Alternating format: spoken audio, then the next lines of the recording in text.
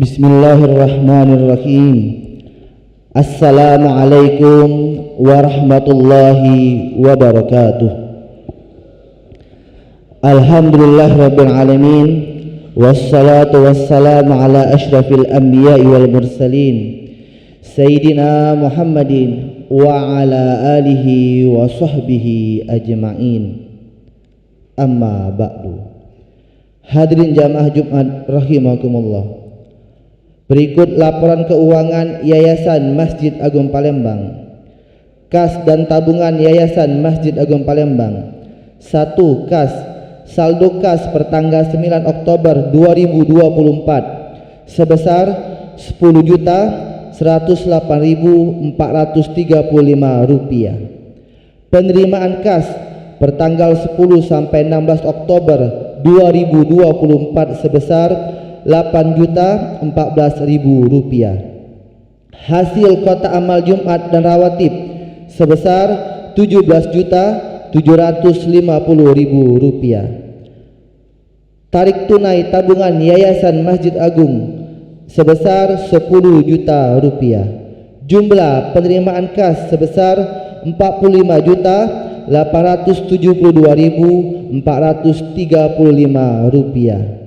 Pengeluaran kas bertanggal 10 sampai 16 Oktober 2024 sebesar Rp42.585.160. Saldo kas bertanggal 16 Oktober 2024 sebesar Rp3.287.275.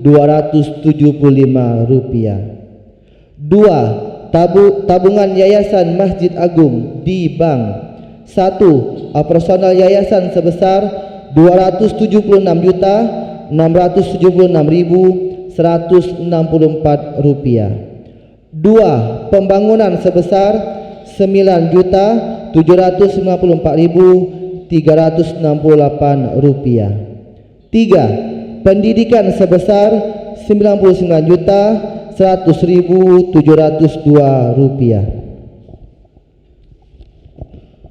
Petugas sholat Jumat 15 Rabiul Akhir 1446 Hijriah bersama dengan 18 Oktober 2024. Qari yang terhormat Al-Ustaz Hermansa SPDI, Muazzin yang terhormat Al-Ustaz Ahmad Qasim SPDI, Muraki yang terhormat Al-Ustaz Muhammad Agil Muzawir SPD, Khatib yang terhormat Kiai Haji Muhammad Syarif Humas Asyawali STHI, Imam yang terhormat Al-Ustaz Jimmy Askar SIP MM.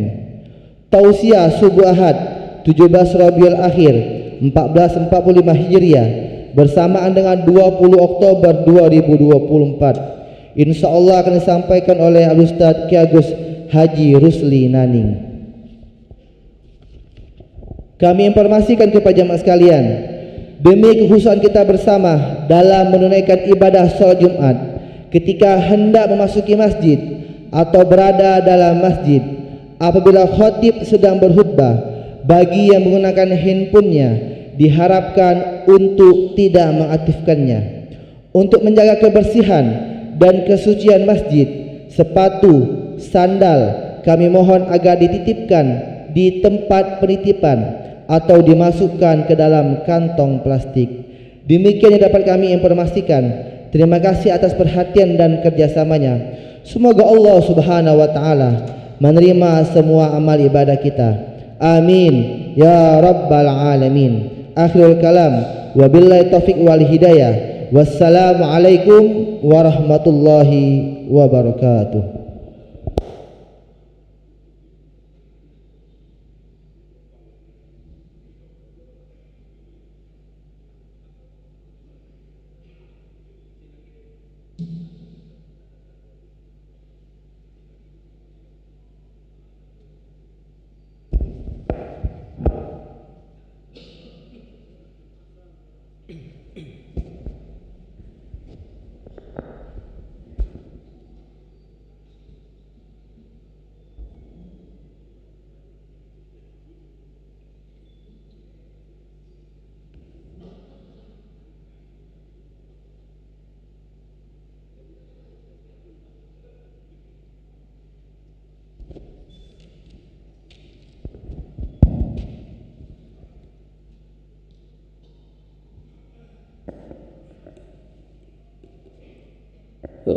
بالله من الشيطان الرجيم.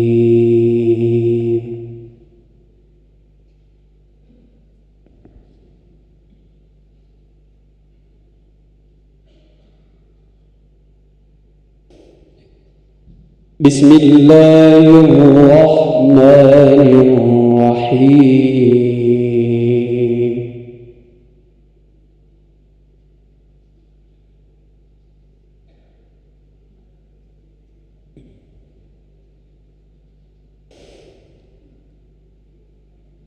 وإن كنتم في ريب مما نزلنا على عبدنا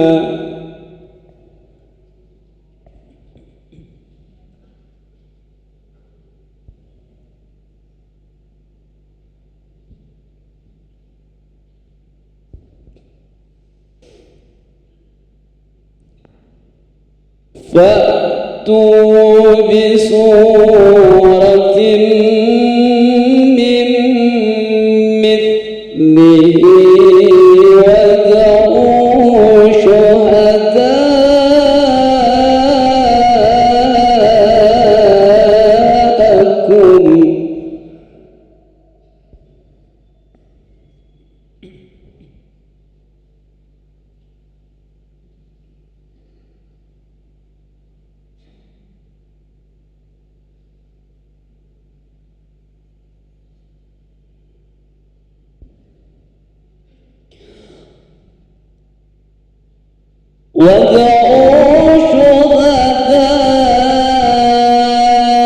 شهداءكم من دون الله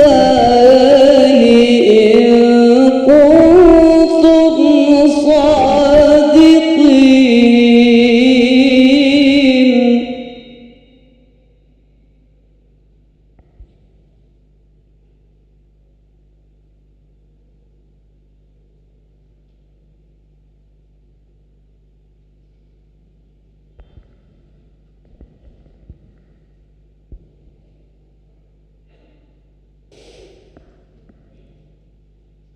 فإن لم تفعلوا ولن تفعلوا فاتقوا النار.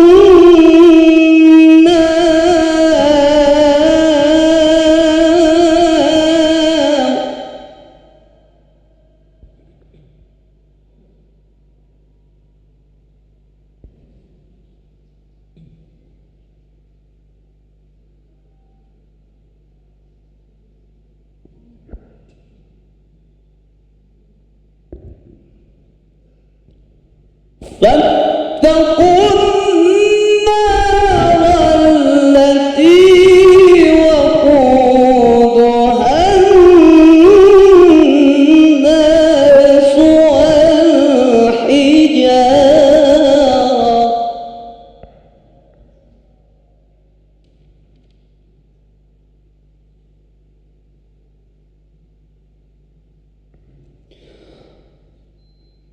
أعدت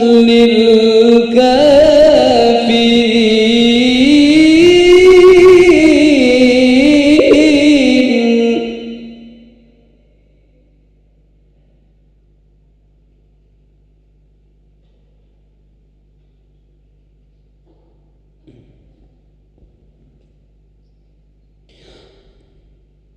فإن لم تفعلوا ولن تفعلوا فاتقوا النار.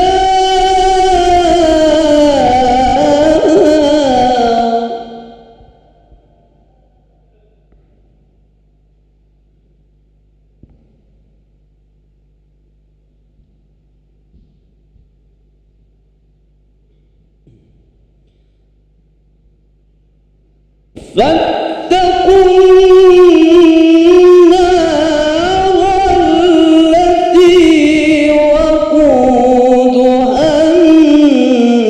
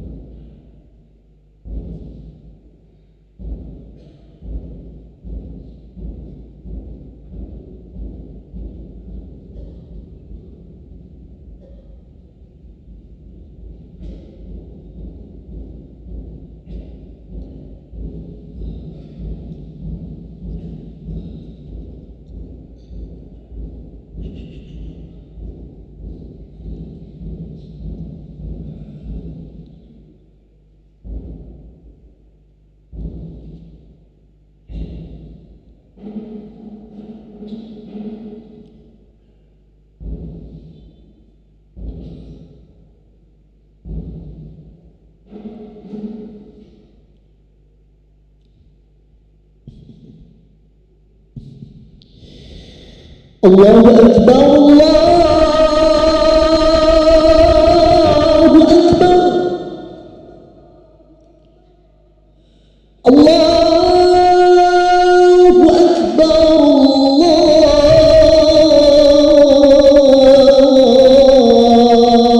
الله أكبر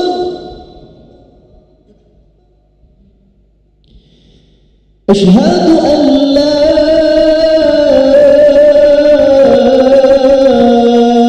إله إلا الله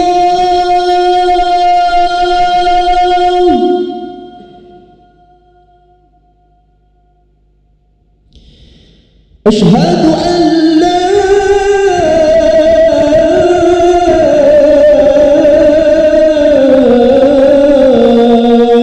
إله إلا الله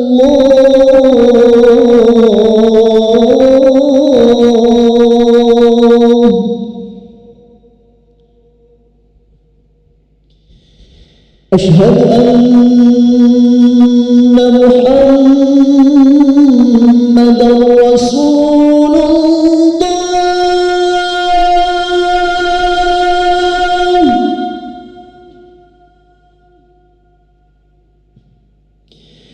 أشهد أن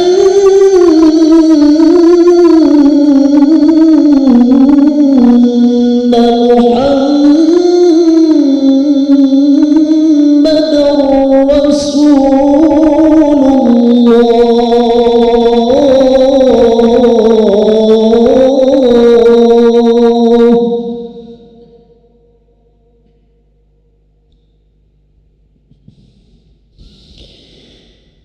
حي على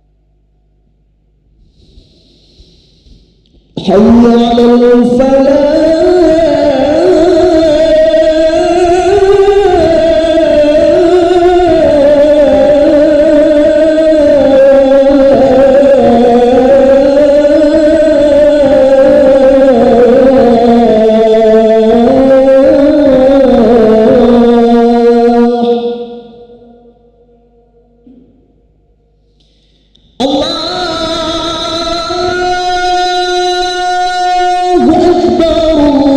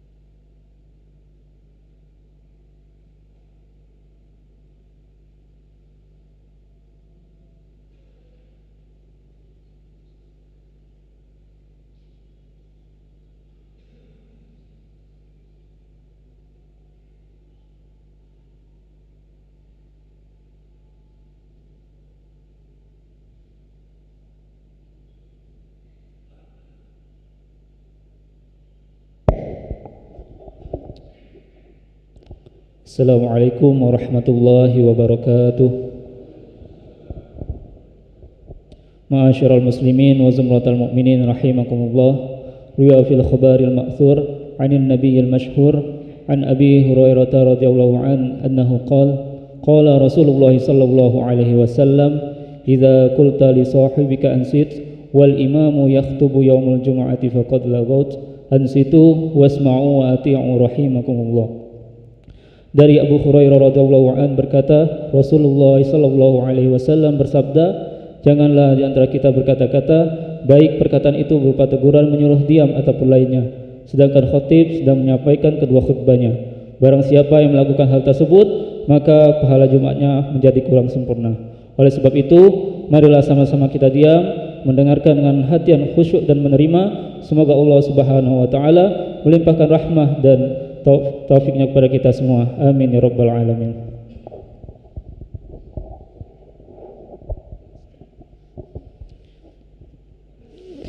Inna Allah wa malaikatahu yusalluna 'alan nabi ya ayyuhalladzina amanu sallu 'alaihi wa sallimu taslima. Allahumma salli wa sallim ala sayyidina Muhammadin sayyidil mursalin wa ala alihi at-tayyibin at-tahirin wa ashabihi al-akramin warda anhum ajma'in birahmatika ya arhamar rahimin.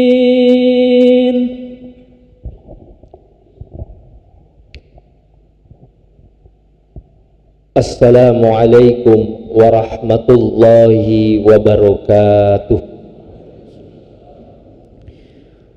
Allahu akbar, Allahu akbar,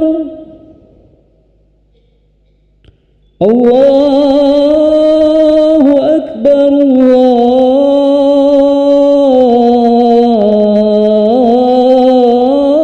Allahu akbar. Ashhadu an la ilaha illallah.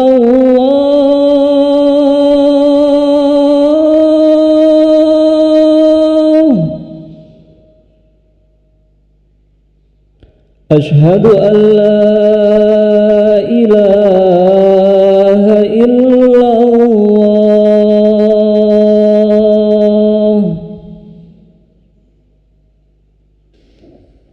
Ashhadu anna Muhammadar Rasulullah.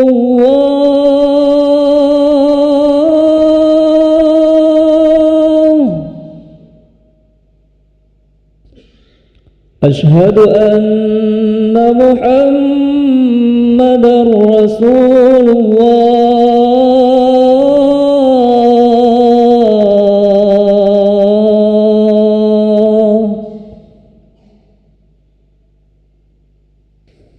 Hayya 'ala salah.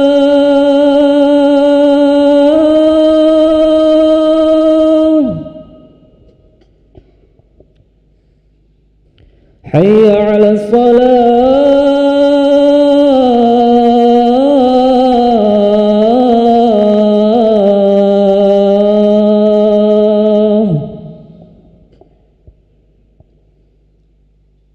Hayya 'ala al-falah.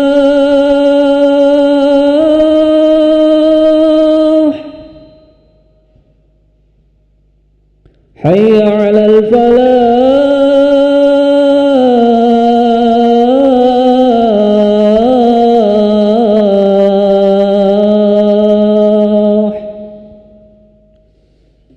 Allahu akbar, Allahu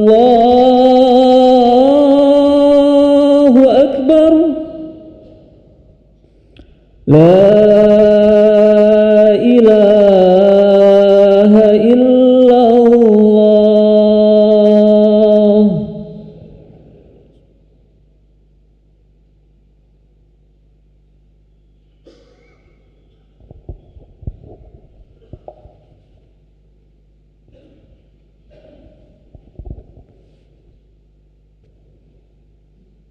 Alhamdulillahilladzi arsala rasulahu bil huda wa dinil haqqi liyudhhirahu 'alad dini kullih walau karihal musyrikun. Asyhadu an la ilaha illallah wahdahu la syarikalah wa asyhadu anna sayyidana Muhammadan 'abduhu wa rasuluh.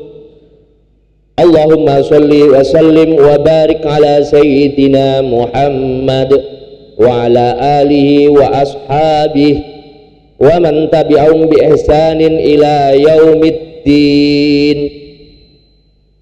Amma ba'd, fa ya ibadallah, uswi wa nafsi wa antum bi taqwallah faqad fazal muttaqun. Ittaqullaha haqqa tuqatih wa la tamutunna illa wa antum muslimun. Qala Allah Ta'ala fil Qur'anil Karim, a'udzu billahi minasy syaithanir rajim. Bismillahirrahmanirrahim. Ya ayyuhalladzina amanu taqullaha wa qulu qawlan sadida yuslih lakum a'malakum wa yaghfir lakum dhunubakum wa man yuti'illaha wa rasulahu faqad faza fawzan 'azima. Ma'asyiral muslimin, jamaah salat Jumat rahimakumullah. Melalui mimbar yang mulia ini, khatib mengajak kepada seluruh jamaah untuk bersama-sama menjaga keimanan kita dan selalu meningkatkan kualitas ketakwaan kita kepada Allah. Allah yang maha sempurna. Takwa yang sebenarnya adalah menjalankan segala apa yang diperintahkan dan menjauhi atas apa yang dilarang oleh Allah Subhanahu wa Ta'ala. Masyiral muslimin rahimakumullah. Allah Subhanahu wa Ta'ala telah berfirman dalam Quran surat At-Tin ayat 4. A'udzu billahi minasyaitonir rajim. Bismillahirrahmanirrahim. Laqad khalaqnal insana fi ahsani taqwim.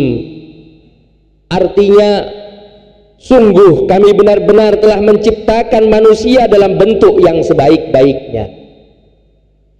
Ayat ini menegaskan bahwa manusia diciptakan sempurna oleh Allah Subhanahu wa Ta'ala, dan dengan kesempurnaannya Allah memberikan tugas kepada manusia sebagai khalifah di muka bumi ini, sebagaimana ditegaskan dalam firman Allah Subhanahu wa Ta'ala dalam Quran surat Al-Baqarah ayat 30.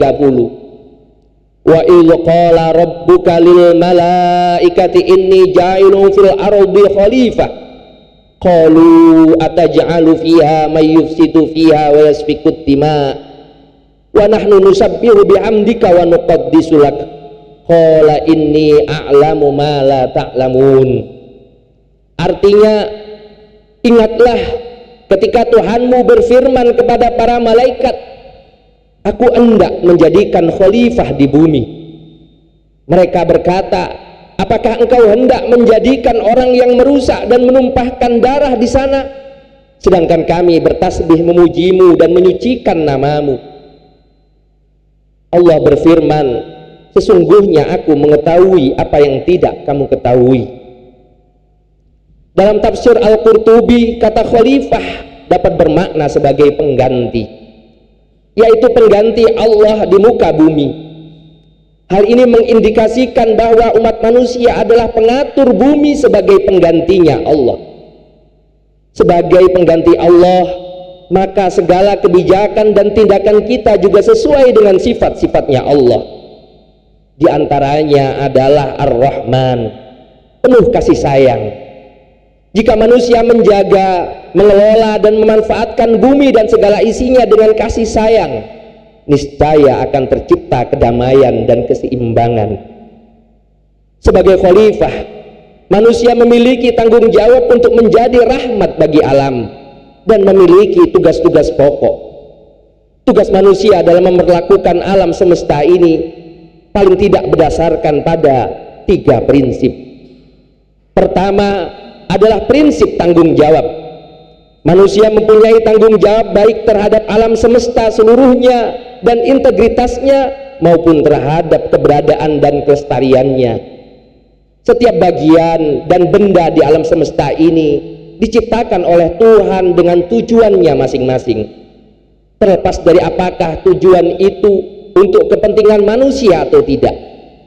Oleh karena itu, manusia sebagai bagian dari alam semesta bertanggung jawab pula untuk menjaga dan melestarikannya. Kedua, prinsip solidaritas. Manusia adalah bagian integral dari alam semesta. Lebih dari itu, dalam perspektif ekosentrisme, manusia mempunyai kedudukan sederajat dan setara dengan alam dan semua makhluk lainnya di alam ini. Kenyataan ini membangkitkan dalam diri manusia perasaan solider, perasaan sepenanggungan dengan alam dan dengan sesama makhluk hidup lainnya. Kemudian yang ketiga, prinsip rahmat terhadap alam. Apabila sudah tertanam prinsip ini pada setiap hati manusia, maka pastilah yang ada hanya rasa untuk mencintai, menyayangi, dan melestarikan alam semesta dan seluruh isinya, tanpa diskriminasi dan tanpa dominasi. Rahmat lil alamin. Dan kepedulian ini juga muncul dari kenyataan bahwa semua makhluk hidup mempunyai hak untuk dilindungi, dipelihara, tidak disakiti, dan selalu dirawat dengan baik.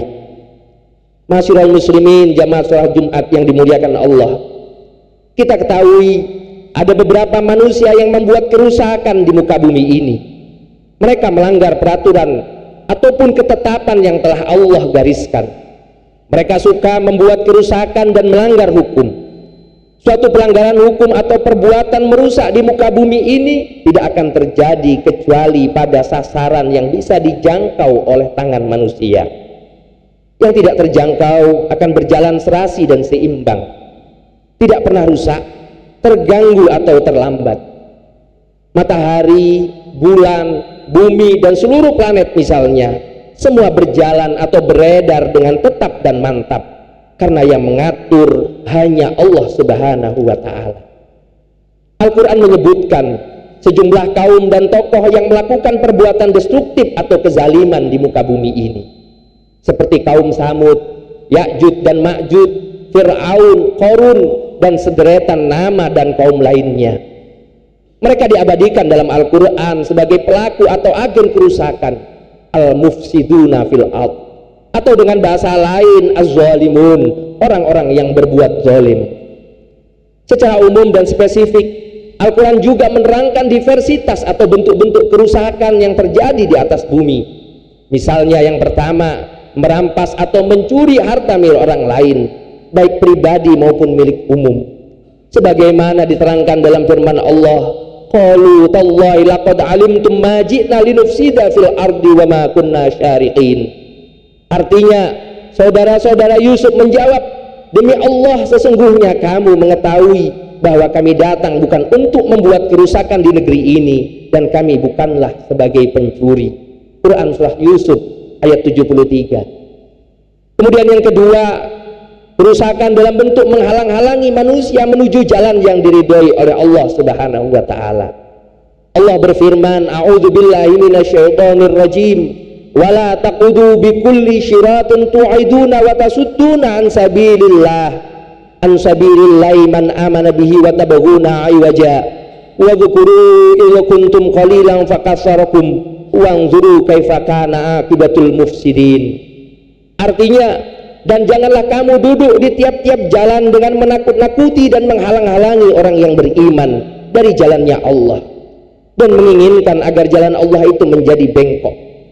Dan ingatlah, di waktu dahulu kamu berjumlah sedikit, lalu Allah memperbanyak jumlah kamu. Dan perhatikanlah bagaimana kesudahan orang-orang yang berbuat kerusakan. Quran surah Al-A'raf ayat 86. Kemudian yang ketiga, yaitu menuruti hawa nafsu duniawi dengan gejalanya, seperti cinta dunia dan takut mati, budaya materialistis, hedonis, tamak, dan sejenisnya. Sebagaimana dalam firman-Nya, walawit taba'al haqqu ahwa'ahum lafasadatis samawati wal ard wa ma fihinna. bal atainahum bidzikrihim fahum an dzikrihim mu'ridun. Artinya, andai kata kebenaran itu menuruti hawa nafsu mereka, pasti binasalah langit dan bumi ini dan semua yang ada di dalamnya. Sebenarnya kami telah mendatangkan kepada mereka kebanggaan mereka, tetapi mereka berpaling dari kebanggaan tersebut. Quran surat Al-Mu'minun ayat 71. Kemudian kerusakan yang keempat, yaitu berupa kepongahan dan kesewenang-wenangan dengan segala indikatornya, seperti merancang konflik, penindasan, dan pembunuhan secara biadab. Sebagaimana dalam firman Allah, a'udzubillahi minasyaitonir rajim, inna fir'auna ala fil ardi wajala ahlaha syi'an yastad'ifu ta'ifatan minhum yudabbihu abna'ahum wa yastahyi nisa'ahum innahu kana minal mufsidin. Artinya, sesungguhnya Fir'aun telah berbuat sewenang-wenang di muka bumi dan menjadikan penduduknya berpecah belah dengan menindas segolongan dari mereka, menjembelih anak laki-laki mereka dan membiarkan hidup anak-anak perempuan mereka. Sesungguhnya Fir'aun termasuk orang-orang yang berbuat kerusakan. Quran surat Al-Qasas ayat 4. Masyarul muslimin, jamaah salat Jumat yang dimuliakan Allah. Allah Subhanahu wa taala juga melarang manusia untuk membuat kerusakan di muka bumi ini. Kerusakan itu bermakna luas, bukan hanya kerusakan bumi secara fisik, namun juga kerusakan alam semesta beserta isinya, termasuk satwa di dalamnya. Allah telah dengan jelas dan tegas melarang perusakan terhadap bumi dan alam semesta ini dengan berkali-kali menegaskan di dalam Al-Quran agar kita para manusia tidak membuat kerusakan di muka bumi ini, karena dari semua makhluk Allah yang dapat membuat kerusakan adalah manusia. Terlebih, perkembangan teknologi telah berhasil membawa manusia untuk menaklukkan dan merajai dunia dan seluruh jagat raya ini, menginjakkan kaki di planet yang jauh dan menempatkan pesawat luar angkasa di bulan, menambahkan produktivitas dengan berlipat ganda, industrialisasi yang serba masinal, serba segera atau instan, eksploitasi barang-barang tambang di perut bumi, percobaan-percobaan ilmu pengetahuan dan teknologi yang tingkat tinggi seperti percobaan nuklir dan lain sebagainya. Ini semua adalah bentuk apa yang sudah dilakukan oleh manusia mengarah kepada kerusakan terhadap bumi dan alam semesta ini. Masyarul muslimin, jamaah sholat Jumat rahimakumullah, sebagai makhluk Allah yang mulia ini, marilah kita senantiasa menebar kebaikan dan kemaslahatan di alam raya ini, agar kelak kita bersama-sama dapat menikmati udara segar yang ada di surganya sana, dalam konteks menyelamatkan alam. Rasulullah SAW pun bersabda, in qamatis sa'atu wa fi yadi ahadikum fasilah fa in istata'a alla taquma hatta yaghrishaha jika terjadi hari kiamat sementara di tangan salah seorang dari kalian ada sebuah tunas, maka jika ia mampu sebelum terjadi hari kiamat untuk menanamnya, maka tanamlah. Hadis riwayat Bukhari dan Ahmad. Semoga Allah Subhanahu wa taala senantiasa memberikan segala kebaikan kepada kita hingga kita dikumpulkan bersama orang-orang yang bertakwa. Amin ya rabbal alamin. A'udzubillahi minasyaitonir rajim. Bismillahirrahmanirrahim. Wal 'asri innal insana lafi khusrin illa alladzina amanu wa 'amilus solihati wa tawassaw bil haqqi wa tawassaw bis sabr. Barakallahu li wa lakum fil Qur'anil 'azim wa nafa'ani wa iyyakum bima fihi minal ayati wa dzikril hakim wa taqabbala minni wa minkum tilawatahu innahu was-sami'ul 'alim.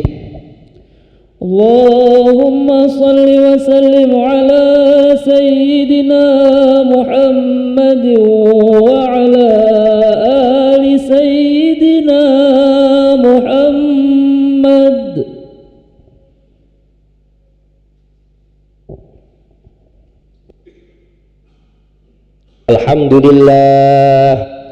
Alhamdulillahi ala ihsani wa syukru lahu ala taufiqihi wa amtinanihi.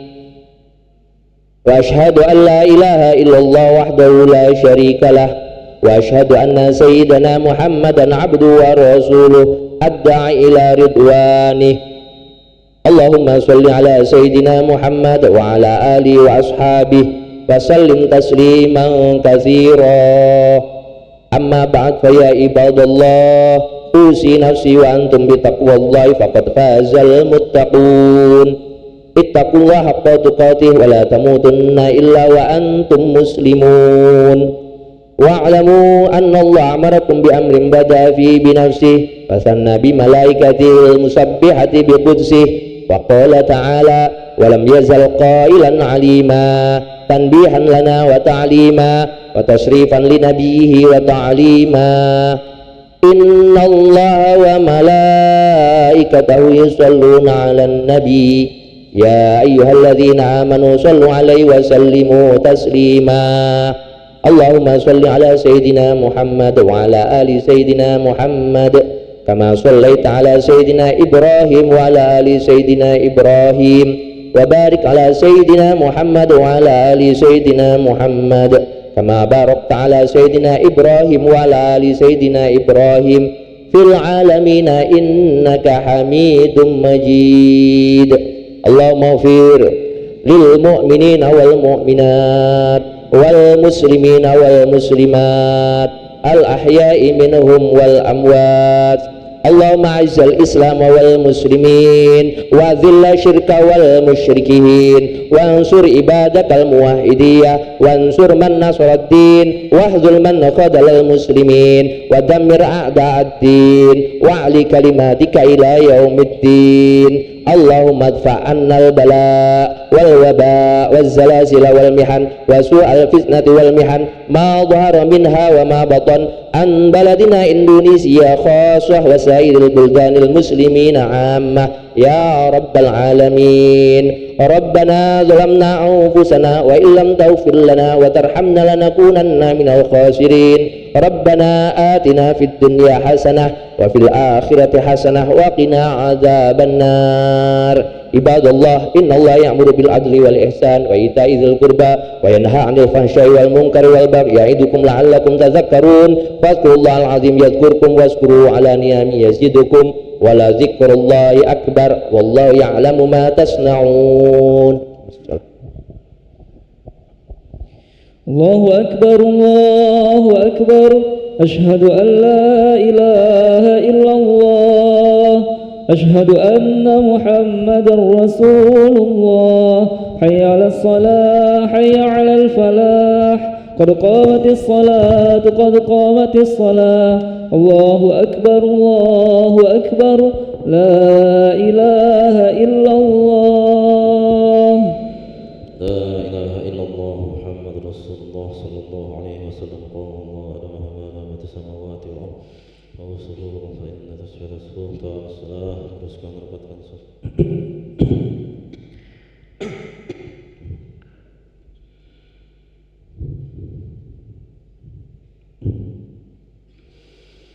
Allahu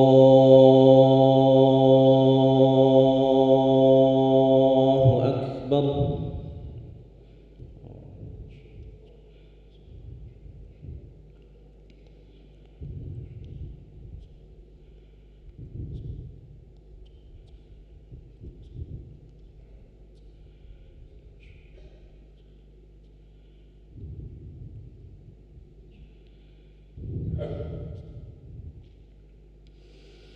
Bismillahirrahmanirrahim. Alhamdulillahi rabbil alamin. Ar-Rahmanir-Rahim. Maliki yaumiddin. Iyyaka na'budu wa iyyaka nasta'in. Ihdinas siratal mustaqim. Siratal ladzina an'amta 'alaihim ghairil maghdubi 'alaihim waladdallin.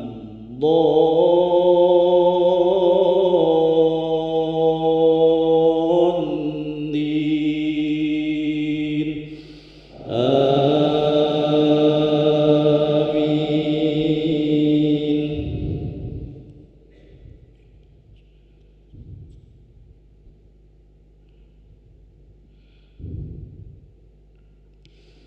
بسم الله الرحمن الرحيم إنا أرسلنا نوحا إلى قومه أن أنذر قومك من قبل أن يأتيهم عذاب أليم قال يا قوم إني لكم نذير مبين أن اعبدوا الله واتقوه وأطيعون يغفر لكم من ذنوبكم ويؤخركم إلى أجل مسمى إن أجل الله إذا جاء لا يؤخر لو كنتم تعلمون قال رب إني دعوت قومي ليلا ونهارا فلم يزدهم دعائي إلا فرارا وإني كلما دعوتهم لتغفر لهم جعلوا أصابعهم في آذانهم واستغشوا ثيابهم وأصروا واستكبروا استكبارا ثم إني دعوتهم جهارا ثم إني أعلنت لهم وأسررت لهم إسرارا فقلت استغفروا ربكم إنه كان غفارا الله أكبر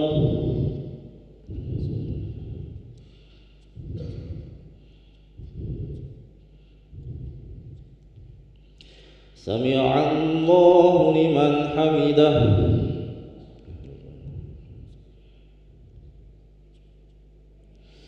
الله أكبر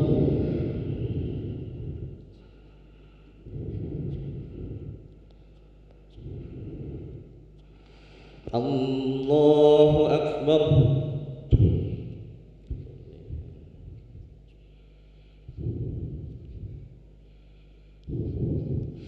الله أكبر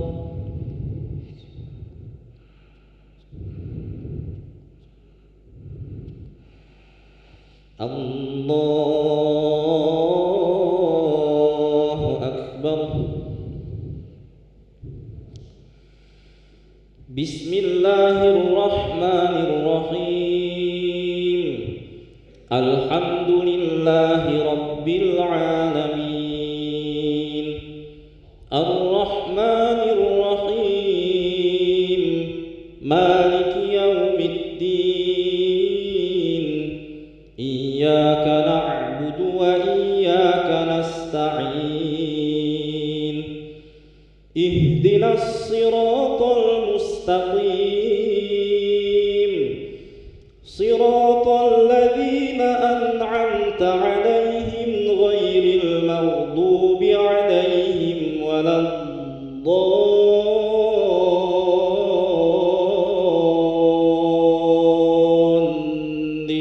الضالين آمين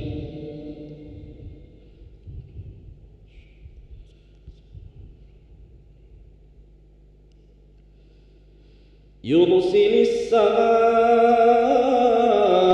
عليكم مدرارا ويمددكم بأموال وبنين ويجعل لكم جنات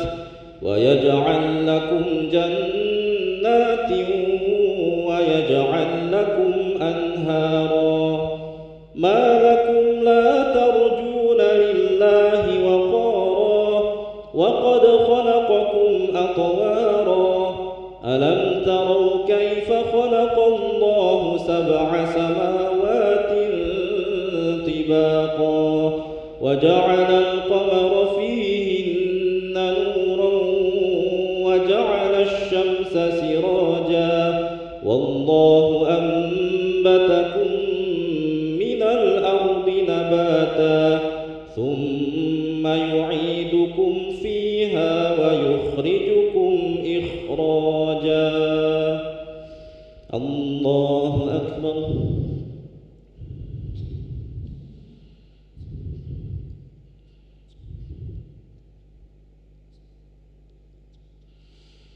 سمع الله لمن حمده.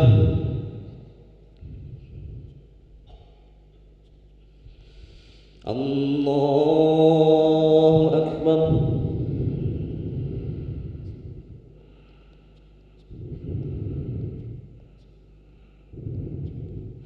الله أكبر.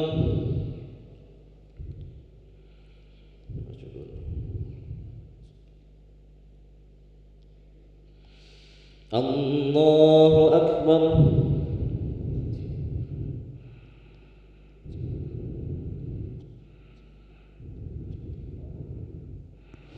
الله أكبر.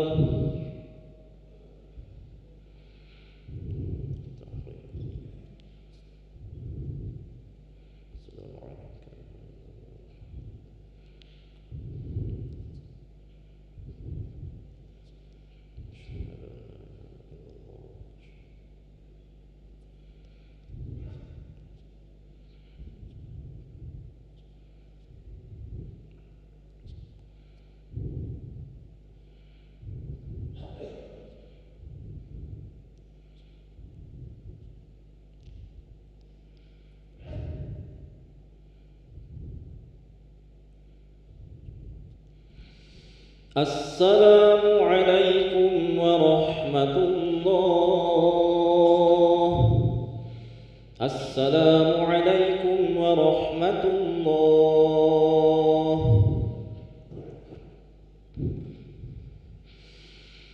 استغفر الله العظيم الذي لا إله إلا هو الحي القيوم وأتوب إليه. استغفر الله العظيم الذي لا إله إلا هو الحي القيوم وأتوب إليه. استغفر الله العظيم الذي لا إله إلا هو الحي القيوم وأتوب إليه. أعوذ بالله من الشيطان الرجيم. بسم الله الرحمن الرحيم. الحمد لله رب العالمين الرحمن الرحيم مالك يوم الدين. إياك نعبد وإياك نستعين. اهدنا الصراط المستقيم صراط الذين أنعمت عليهم غير المغضوب عليهم ولا الضالين آمين. بسم الله الرحمن الرحيم. الحمد لله رب العالمين الرحمن الرحيم مالك يوم الدين. إياك نعبد وإياك نستعين. اهدنا الصراط المستقيم صراط الذين أنعمت عليهم غير المغضوب عليهم ولا الضالين آمين. بسم الله الرحمن الرحيم. الحمد لله رب العالمين الرحمن الرحيم مالك يوم الدين. إياك نعبد وإياك نستعين. اهدنا الصراط المستقيم صراط الذين أنعمت عليهم غير المغضوب عليهم ولا الضالين آمين. بسم الله الرحمن الرحيم. الحمد لله رب العالمين الرحمن الرحيم مالك يوم الدين. إياك نعبد وإياك نستعين. اهدنا الصراط المستقيم صراط الذين أنعمت عليهم غير المغضوب عليهم ولا الضالين آمين. بسم الله الرحمن الرحيم. الحمد لله رب العالمين الرحمن الرحيم مالك يوم الدين. إياك نعبد وإياك نستعين. اهدنا الصراط المستقيم صراط الذين أنعمت عليهم غير المغضوب عليهم ولا الضالين آمين. بسم الله الرحمن الرحيم. الحمد لله رب العالمين الرحمن الرحيم مالك يوم الدين. إياك نعبد وإياك نستعين. اهدنا الصراط المستقيم صراط الذين أنعمت عليهم غير المغضوب عليهم ولا الضالين آمين. بسم الله الرحمن الرحيم.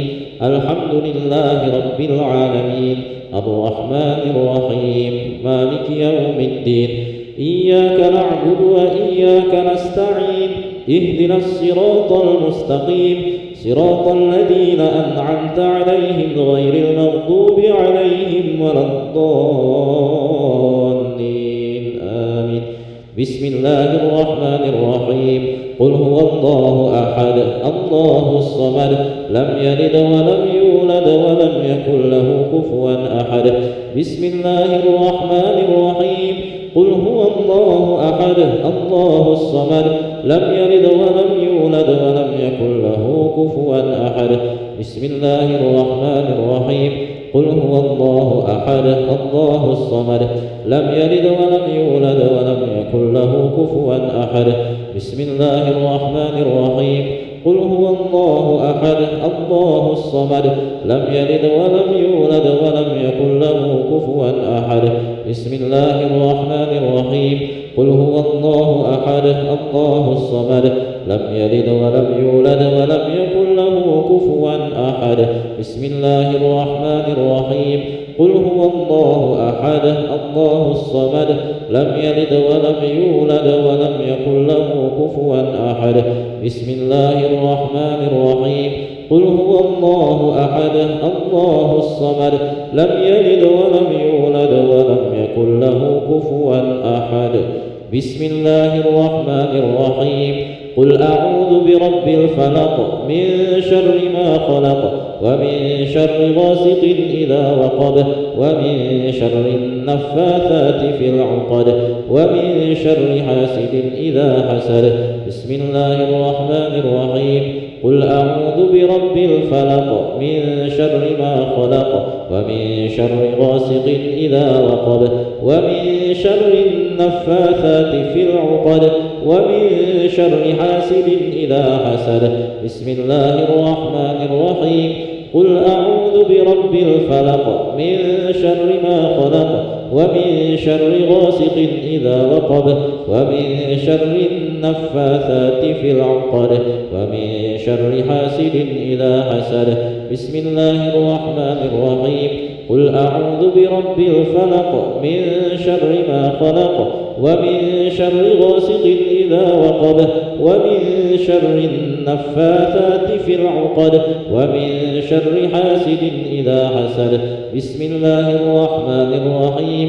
قل أعوذ برب الفلق من شر ما خلق ومن شر غاسق إذا وقب ومن شر النفاثات في العقد ومن شر حاسد إذا حسد. بسم الله الرحمن الرحيم. قل أعوذ برب الفلق من شر ما خلق ومن شر غاسق إذا وقب ومن شر النفاثات في العقد ومن شر حاسد إذا حسد. بسم الله الرحمن الرحيم. قل أعوذ برب الفلق من شر ما خلق ومن شر غاسق إذا وقب ومن شر النفاثات في العقد ومن شر حاسد إذا حسد. بسم الله الرحمن الرحيم.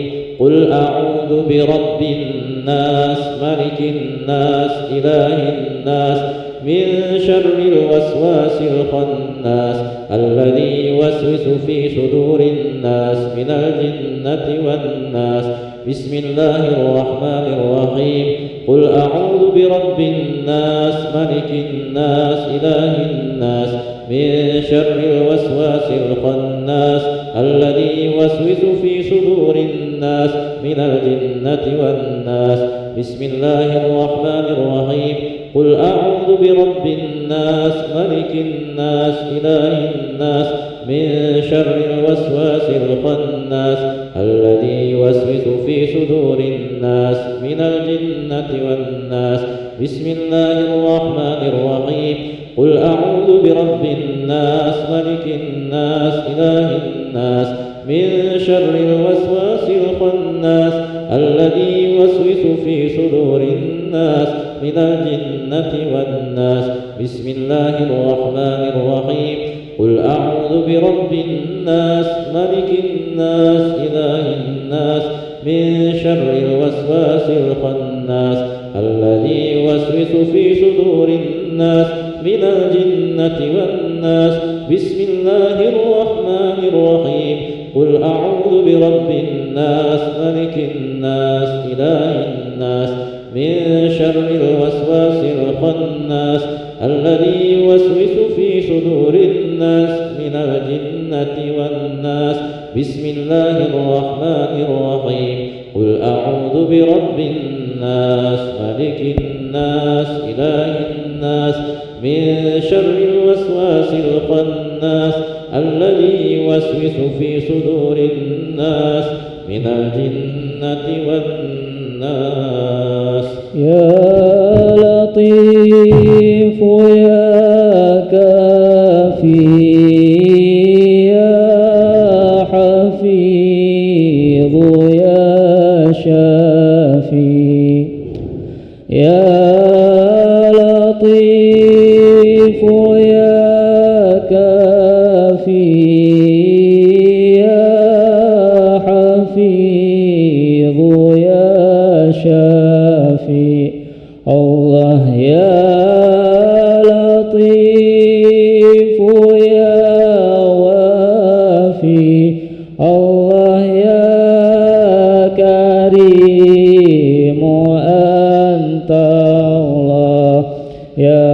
لا إله إلا الله لا إله إلا الله موجود لا إله إلا الله لا إله إلا الله معبود لا إله إلا الله لا إله إلا الله مقصود لا إله إلا الله لا إله إلا الله عظيم لا إله إلا الله دائم لا إله إلا الله لا إله إلا الله محمد رسول الله صلى الله عليه وسلم كلمة حق عليها نحيا وعليها نموت وعليها نبعث إن شاء الله تعالى من الآمنين آمين إن الله وملائكته يصلون على النبي يا أيها الذين آمنوا صلوا عليه وسلموا تسليما أعوذ بالله من الشيطان الرجيم بسم الله الرحمن الرحيم الحمد لله رب العالمين حمد الشاكرين حمد الناعمين حمدا يوافي نعمه ويكافئ مزيده يا ربنا لك الحمد كما ينبغي لجلال وجهك الكريم وعظيم سلطانك اللهم صل على سيدنا محمد سر حياة الوجود والسبب الأعظم لكل موجود صلاة تحفظنا بها القرآن وتفهمنا بها الآيات وتحفظنا بها سوء القول والعمل والنيات وعلى آله وصحبه أجمعين اللهم اغفر لنا ذنوبنا ولوالدينا وارحمهم كما ربونا صغارا ولجميع المسلمين والمسلمات والمؤمنين والمؤمنات الأحياء منهم والأموات برحمتك يا أرحم الراحمين اللهم يا غني يا حميد يا مبدئ يا معيد يا رحيم يا ودود أغننا بحلالك عن حرامك وبطاعتك عن معصيتك وبفضلك عما سواك. اللهم أعنا على ذكرك وشكرك وحسن عبادتك. اللهم أنت ربنا لا إله إلا أنت خلقتنا ونحن عبدك ونحن على عهدك ووعدك ما استطعنا نعوذ بك من شر ما صنعنا نبوء لك بنعمتك علينا ونبوء لك بذنبنا فاغفر لنا فإنه لا يغفر الذنوب إلا أنت. اللهم إنا نسألك سلامة في الدين وعافية في الجسد وزيادة في العلم وبركة في الرزق وتوبة قبل الموت رحمة عند الموت مغفرة بعد الموت. اللهم هون علينا في سكرات الموت والنجاة من النار والعفو عند الحساب. ربنا ظلمنا أنفسنا وإن لم تغفر لنا وترحمنا لنكونن من الخاسرين. ربنا هب لنا من أزواجنا وذرياتنا قرة أعين واجعلنا للمتقين إماما. ربنا آتنا في الدنيا حسنة وفي الآخرة حسنة وقنا عذاب النار. سبحان ربك رب العزة عما يصفون وسلام على المرسلين والحمد لله رب العالمين. الفاتحة.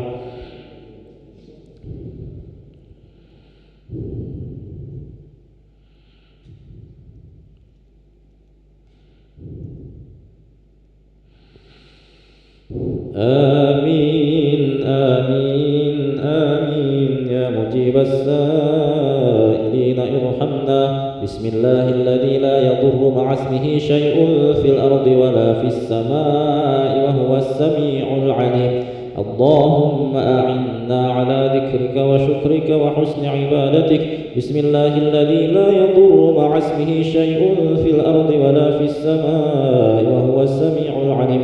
اللهم بحق الفاتحة وبسر الفاتحة وبكرامة الفاتحة يا من لعباده يغفر ويرحم ويا دافع البلاء يا الله ويا دافع البلاء يا رحمن ويا دافع البلاء يا رحيم.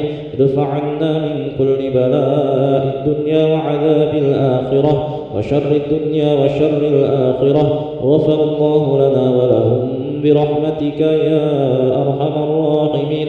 الذين دعواهم فيها سبحانك اللهم وتحيتهم فيها سلام وآخر دعواهم أن الحمد لله رب العالمين. تقبل الله منكم.